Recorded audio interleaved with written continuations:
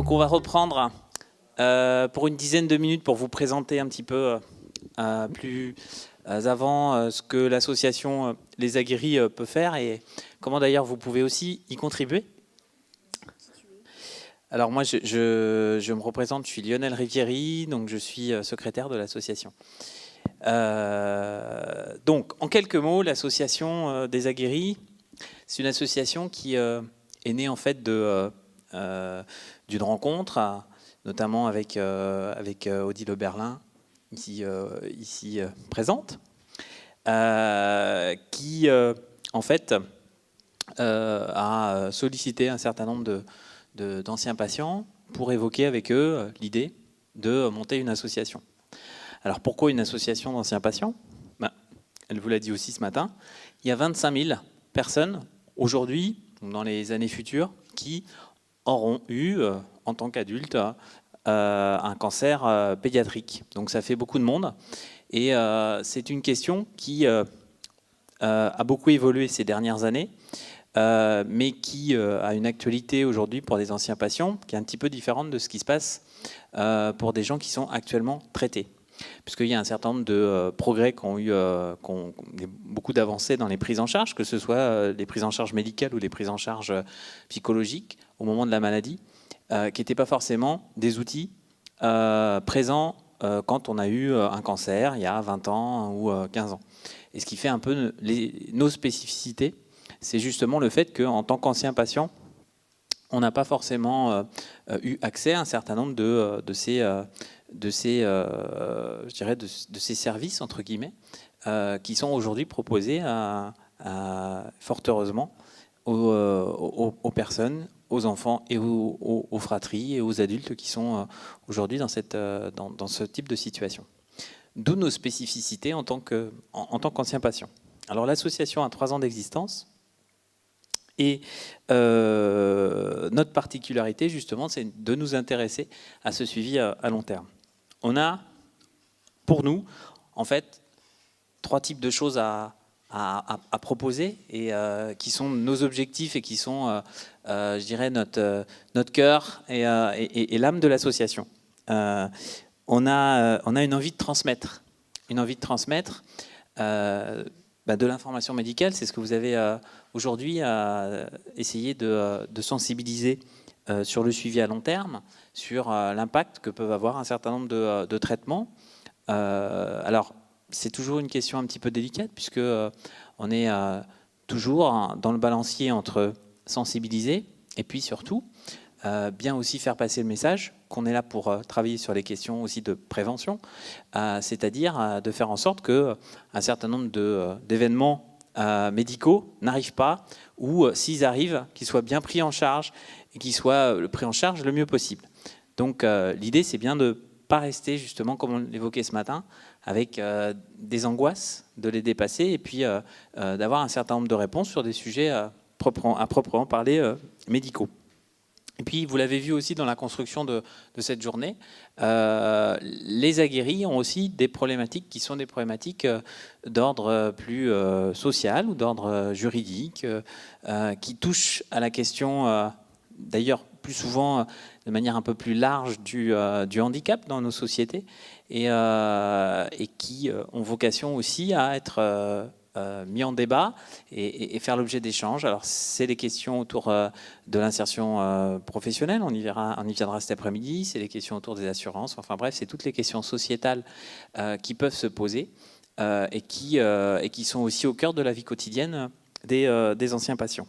Alors pour faire ce travail de transmission, il y a ces conférences qui ont lieu jusqu'à maintenant 1 fois par an. Là, on va essayer d'en mettre en place une deuxième d'ici la fin de l'année, et qui sont des moments d'échange un petit peu directs avec des professionnels de santé qui sont là pour vous répondre, des professionnels du social, des professionnels juridiques, des gens dont c'est le métier. Et puis, il y a, je dirais, plus au quotidien, le site internet, Facebook, Twitter, pour travailler sur la communication, répondre aux questions qui nous sont posées. Là encore, ce ne sont pas des membres de l'association en tant qu'anciens patients qui vous répondront. On travaille en lien avec un certain nombre de gens dont c'est le métier, hein, parce que nous, on n'a pas les réponses. On essaye de trouver des relais qui soient pertinents pour que les réponses les plus professionnelles vous soient apportées. Alors, juste une chose par rapport aux outils de com qu'évoque Lionel, Facebook, le site internet, Twitter. On n'a pas encore eu le temps de vraiment exploiter à fond ces outils de com. On sait qu'on a une demande très importante. Alors, depuis peu, là, on se structure pour pouvoir répondre à cette demande. Donc, on y reviendra à la fin, mais si des gens ont des compétences en ce sens, voilà, you're welcome. Mais on y reviendra. Donc, vous l'avez compris, un des objectifs de l'association, c'est vraiment d'être dans la transmission et dans la transmission d'informations. Deuxième objectif, je dirais, c'est ce qu'on souhaite aussi défendre. Parce que, vous l'avez compris, en tant qu'ancien patient, il y a un certain nombre de droits qui sont à défendre, hein, qui ne sont pas forcément d'ailleurs des droits qui sont propres aux adultes que nous sommes, et qui peuvent être des droits à partager aussi avec d'autres formes de handicap ou d'autres problématiques qui sont transversales, exactement. Mais c'est un des aspects importants du travail de l'association. Alors ça veut dire quoi défendre ? Défendre, c'est aller, je dirais, toquer à la porte des institutions, des décideurs, pour faire entendre la voix des anciens patients sur un certain nombre de thématiques. On a parlé ce matin du droit à l'oubli, qui est une question qui est pas simple, parce qu'il y a à la fois ce droit à l'oubli en direction d'acteurs comme les assurances, et puis il y a aussi une revendication de l'association qui est importante, qui est aussi la nécessité, le droit de bénéficier de consultations de suivi à long terme, de bénéficier de relais, de droit à l'information médicale, tout ce que, en tant qu'enfant, on n'a pas eu accès. Il faut que, en tant qu'adulte, on puisse y accéder autant que faire se peut, et dans la mesure où aussi on est prêt à faire cette démarche-là et où on a envie de le faire. Donc, on travaille et on essaye de promouvoir auprès des pouvoirs publics le fait que il faut développer des consultations de suivi à long terme dans les hôpitaux, c'est-à-dire des consultations où on mobilise des anciens patients en leur proposant une consultation médicale un peu approfondie, où là il y a un relais d'information médicale qui est fait sur la base des traitements qui ont été pris quand on était plus jeune, et où il y a un certain nombre de préconisations qui sont très individualisées, qui peuvent être faites. Alors, bien évidemment, tout ça coûte de l'argent, et c'est pour ça que c'est un objectif de l'association de défendre ça auprès des pouvoirs publics, puisque nous, on le défend au titre un peu plus général de travail de prévention qui peut être fait en direction de personnes qui peuvent avoir certaines petites fragilités. Voilà. Alors, ça passe comment ce travail-là ? Ça passe, par exemple, par une contribution au plan Cancer 3. Avant qu'il ait été adopté, l'association a fait une petite contribution, comme d'autres associations, et sur un certain nombre de points, il y a eu des avancées, comme par exemple le droit à l'oubli. Ça passe aussi par de l'information en direction des professionnels, des tribunes qui peuvent être rédigées par l'association. On en a fait une récemment auprès de la revue d'oncologie pédiatrique, qui ont vocation aussi à faire connaître nos problématiques auprès des professionnels et des décideurs.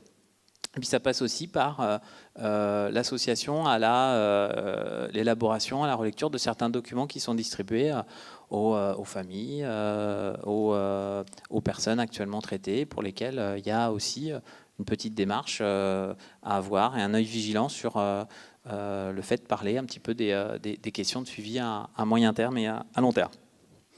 Sachant que, là encore, l'actualité d'aujourd'hui n'est pas tout à fait l'actualité d'hier, et qu'il y a beaucoup de progrès qui ont été faits. Dernière chose, la plus importante, le troisième objectif de l'association, qui est très transverse à ce qu'on fait, c'est ce que l'on souhaite porter, au-delà de la transmission d'informations, au-delà de la défense d'un certain nombre de ce que l'on considère comme des droits, il y a l'envie de partager. Alors l'envie de partager et le souhait de partager, c'est partager les expériences qui sont à la fois singulières, mais qui ont des points de communauté entre aguerris, donc entre nous, mais aussi essayer de faire partager cette expérience. Là encore, quand une demande je dirais, semble poindre autour d'autres partenaires que sont par exemple les associations de parents qui peuvent avoir envie, besoin, demande d'échange. Nous, on est aussi très intéressés par ce type de démarche. Et puis, troisième forme de partage qui est au cœur de la vie de toute association et qui est portée aussi par ce que vient de dire Élodie, c'est aussi le partage des compétences de chacun, de l'envie, de la motivation de chacun pour faire vivre cette association. Alors, ce souhait de partage, il prend la forme bien sûr de ces conférences où on essaye d'avoir un regard ouvert et d'essayer de poser des moments de partage. C'est la pause, les différentes pauses qu'on fait, c'est très important. C'est l'échange avec la salle, c'est la configuration en atelier dans 5 minutes et dans 4 minutes. Dans 3 minutes. Et donc, c'est aussi cet objectif-là qui concourt à faire que on fait des conférences, on essaye de développer des conférences décentralisées, puisqu'on a fait 2 conférences parisiennes, on a fait un échange en Bretagne, on est là à Toulouse, prochainement on sera peut-être à Grenoble, puisqu'on sait que voilà, tout le monde ne peut pas monter sur Paris et que cet échange, il est important. Il y a des initiatives qui sont prises. Bon, je prends l'exemple parisien, mais ça peut être fait aussi ailleurs. Ce qu'on appelle nos after-work, c'est-à-dire en fait, en gros, à 18h, on se réunit dans un café. On a publié sur Facebook un petit rendez-vous. Et puis, des gens qui sont intéressés viennent et on discute à bâton rompu de tout et de rien de la vie quotidienne. Et ça, c'est quelque chose qui est important. Ça peut être aussi des cafés croissants avec des associations de parents et des parents qui sont actuellement avec des enfants qui sont traités. Et puis ça peut être dans le partage aussi avec d'autres réseaux de professionnels ou d'autres réseaux associatifs, notamment des associations de parents ou quelques réseaux internationaux. Et je terminerai par vous. Pardon, c'est long.